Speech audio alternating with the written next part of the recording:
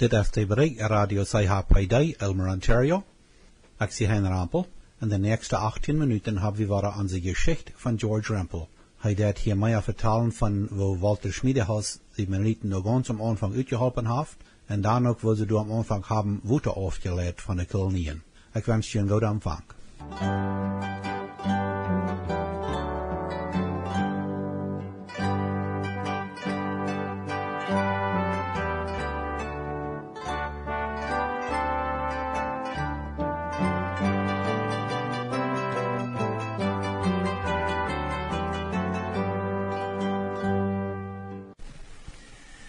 Unsere Geschichte. Wir vertalen das mal noch ein bisschen mehr von was Walter Schmiedehaus sagt, von seiner Arbeit und von seinem Erfolg bei der föderalen Regierung in Mexico City und danach mehr von der mennonitischen Pionierarbeit bei San Antonio in Chihuahua, Mexiko. Wieder sagt Schmiedehaus, ich war hier nicht lang uitführen, wo wir die weitere Einwanderung und Erholung von Mennoniten ihre Freiheiten verhandelten. Ich will mich beschränken auf das Resultat davon.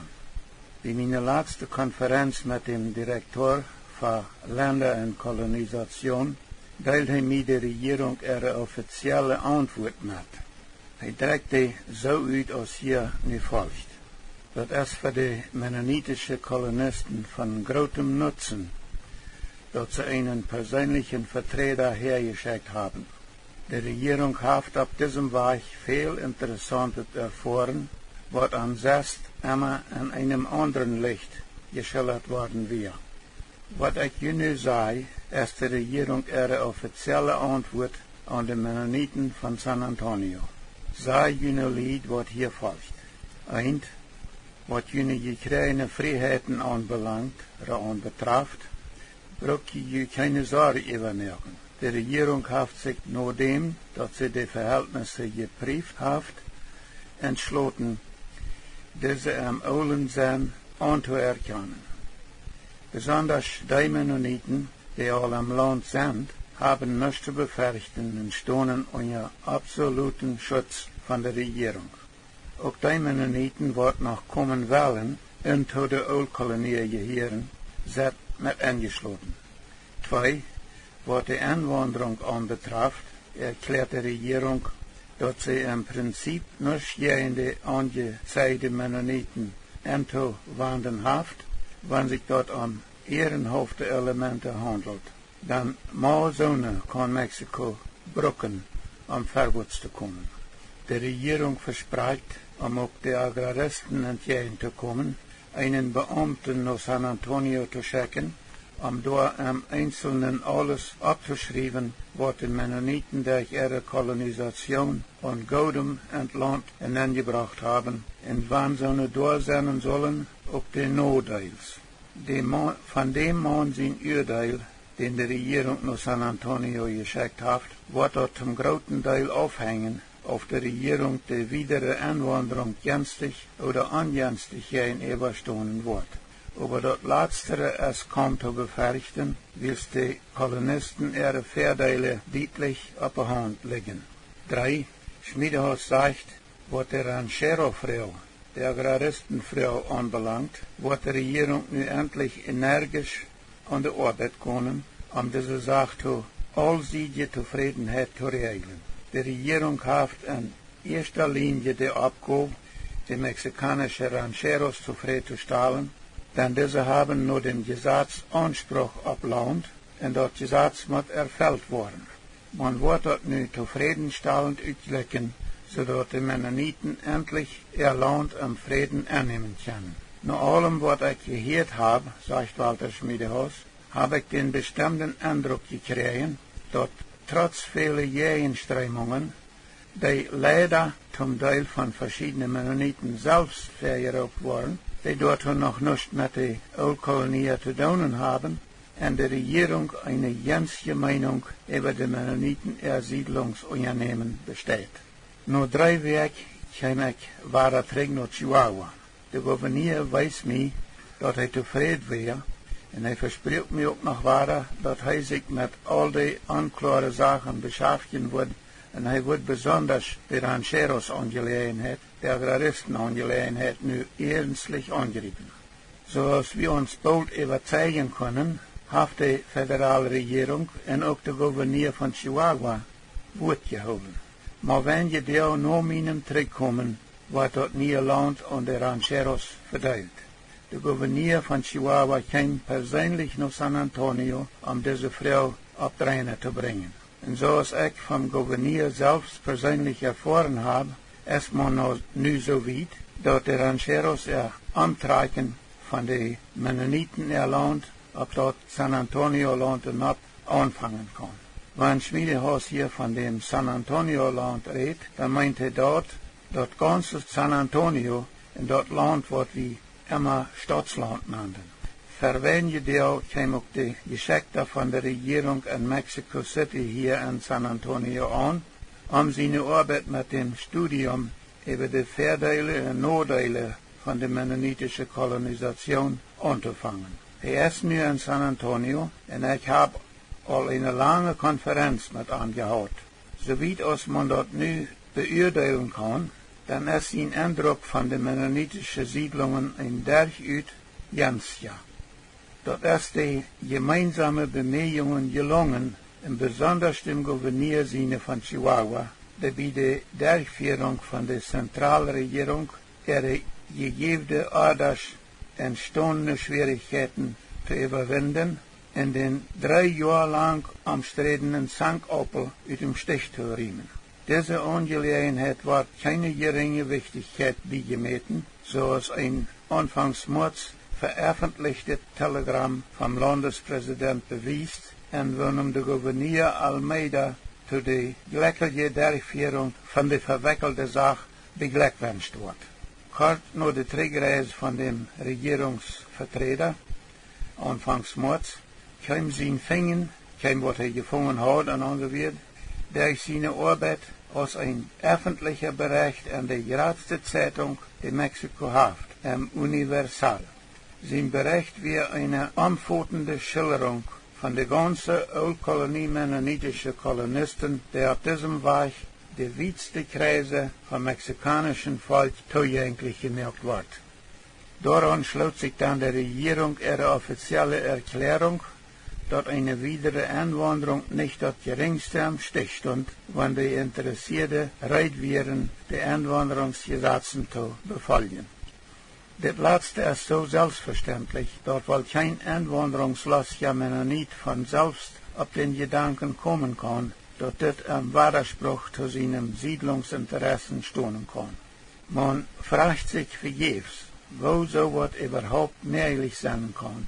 Trotzdem müssen so eine Ideen hier und dort verbreitet worden sein, denn anders kann man sich die, was ganz zuletzt geäußerte Besorgnisse während dem Grenzverschlüten nicht erklären.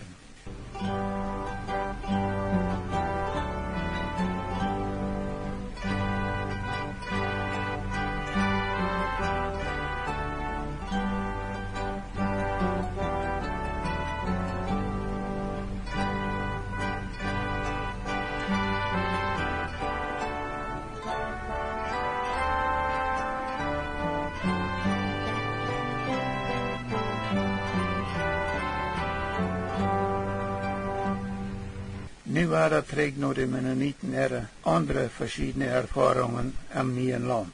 Jeder mennonitische Bürger von Kanada merkt al am ersten Winter, dass die Breder an ihre Häuser en ihre neue Heimat am Drehen Bustiostol viel stärker auftreten als in Kanada, besonders die nicht gefarbene Breder. Dass die Bogge en Wellenräder en alle Breder durch den Drehen Klima hier so sehr auftreten, dat gefällt de Pioniere sehr schlecht.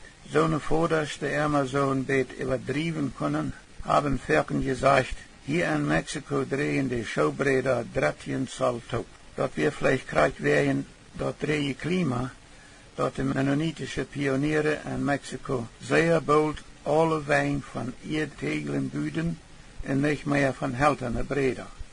Die wenige Decker, die die Pioniere in Mexiko von seidenen Schindeln gemerkt hadden, zoals zij dat in Kanada immer gedaan hadden, die überzeugden an meestvoets dat zij aan ihre nieuwe heimat entweder met Walblech derkenmerken moesten, oder dat die lied die door te arm waren zum Walblech schepen, ihre gebieden met Ierderkenmerken, zoals de Mexicanen dat deden. De Ierderker moest man aber plaat genoeg merken, dat de Erd nicht so leicht raufspeilt vom Regenwater. Aber wo fängt man die sogenannte Dacherd? Na, auf dem Land am Bustiostal wären ziemlich viel kleine Plaken, wo sehr leer wären, wo im Sommer viel Regenwater taubrannt. Wir nannten dort Puddels, auch wenn die kein Wasser hatten.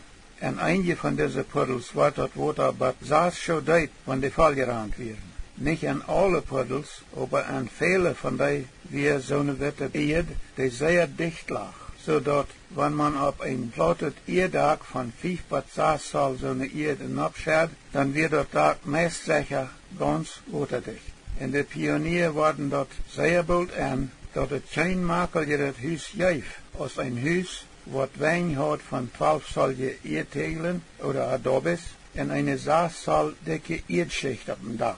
In so einem Haus war dort im Sommer lang nicht so heiß als an einem Haus mit haltenden breder Wein und mit einem Walblechdach. Und dort war im Winter auch lang nicht so kalt.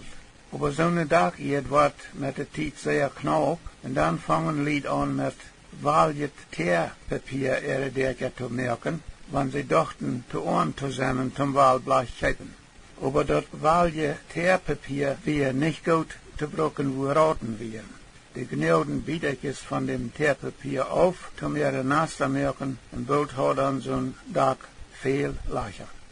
Und nu wordt van de wij op de pionieren ihre Kolonien. Dat geeft veel met Pier te voren op de nieuwe mennonitische Siedlungen en Bustiostal bij San Antonio de los Arenales en Chihuahua. En er waren wel een paar schrotswij over de kolonien, aber alle andere wij moesten gemerkt worden. Er was een schrotsweg, die kwam van Noorden oder Nordwesten, schrots über de Swiftcurrent en Manitoba-Kolonie Bad San Antonio de los Arenales. Aber all die Wege, die dort auf de Mennoniten ihre nie gemerkte Linies geben soll, die mussten gemerkt worden. Meistens fuhr man auf die neue Linies einfach so aus de Erdbodem da wieder, aber wenn dort im Sommer viel regnet, dann ging nicht alle Wege zuvor. Grovens mussten gemerkt worden zum Mithelfen, das Regenwater aufzuleiten.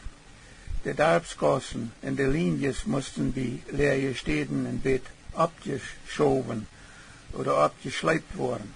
Diese Arbeit nahm man Schorwerkarbeit. Manchmal, wenn geschorwerkt worden musste, dann leitet die Darpsschuld den Obers im Darp dort weiten durch eine sogenannte Anseil. Die Schuld ging um Nober und Seed, von der klappt mehr in Samarias ab, unser Gas Schorwerken kommen und wieder ansehen. Diese Wiederanseel oder Abforderung wird dann von Nober zu Nober wiedergedreht, bis das ganze Dorf rundgewonnen wird. Wenn der Anseel schwind gehen soll, dann schickt die Schuld die noch beide Seiten aus. Und dann wisst der Nober, wo die Anseel von beide Seiten kommt, dass die nicht wieder drehen braucht. Die Anseel wieder ran. Woveel von uns weten dort, dass die Rifa oder die Fluss, die da vom Norden schrots über die Swiftcurrent in Manitoba-Kolonien in Südwestrichtung, was am Bustios liegt, anrannt, von mennonitische Pioniere gemerkt worden ist. Und woveel von uns weten, dass all die andere kleine Rifas Water, die von so weit Norden aus Campo 59 auf die Ojo de la Yegua-Kolonie und von all die kleinen Rifas zwischen die Kolonien über die Süd-Ost-Süd vom Swiftcurrent-Plan in diesen gemerkten Rifa in den Rand. Das geradste Port von dem Land auf die Swiftcurrent-Kolonie und dort Port von der Manitoba-Kolonie, wo das gemerkte Rifa übergeht, erstmal sehr wenig aufschüssig. Dat al dat regenwater, wat uit deze ganze Gegend naar dem Bustios Lake aanvangen moest, maar zeer langzaam over een breite streep Weesland doorheen, ohne dat een river weer. En dat weer een groot probleem voor de mennonitische pionieren. Duizenden aker land werden manchmal veradeld door onder water, wanneer het mal van Campo 59 wordt in engem noorden van Campo 115 veel geregend had, van waar dat al dat regenwater naar Bustillo Lake aanvangen moest. De kolonisten hebben door voor jaren immer weiter nog meer geschoren, om dat water verzekeren einen schwindenden Weg über ihre Kolonien te leiden. Als de pionieren deze waterleiding merken, dan namen zij die einen Kanal en niet einen River. Ze sleepten alle jaar nog meer Erde uit dem Kanal eruit en damden met de Erde op de leergesteden ver, dat zich dat water niet zo weit op dem land verbreiten soll. En van deel denkt man kaum noch daran, oder weet vielleicht nicht einmal, dat es langer, groter River doch nicht einmal gewast ist. De meeste van ons hören dit vielleicht zum ersten Mal. Aber ich erinnere mich noch daran, dass unsere Väter davon geredet haben, dass, wenn sie in den ersten Jahren mal nur 1 bis 4 oder 5 Jahre nachdem, dass im Norden viel geregnet hat, diesen Weg fahren mussten, dann wären sie meilenweit so gefahren, dass das Wasser auf Städten ein paar Schuhe deep gewesen wäre. Wir haben dort unsere Vaters, Grootvaters en Urgrootvaters te verdanken dat wij, wanneer we nu van Cuauhtémoc naar Rubio fahren, naar grote regens am Noorden, dat we al dat überranende regenwater oder aufrannende regenwater überhaupt nicht recht machen, weil dat aller Schmackling den gemerkten Riefer schält, den unsere Voreltern einen Kanal nannten. Hier müssen wir weiter aufbrechen. Nächstes Mal vertellen wir noch ein bisschen mehr von den Pionieren ihren Waterleitungen merken, die mit der Zeit reifer wurden. Und dann fangen wir an zu vertellen, mit was für Gelder die Vorsteher auf der Manitoba-Kolonie in Chihuahua, Mexiko, ihre Landschuld betalten, wenn die meisten Bürger ihre Einnahmen in den ersten Jahren zu klein waren, um ihre Landschuld zu zahlen. Was nächstes Mal? Ich bin George Rampel.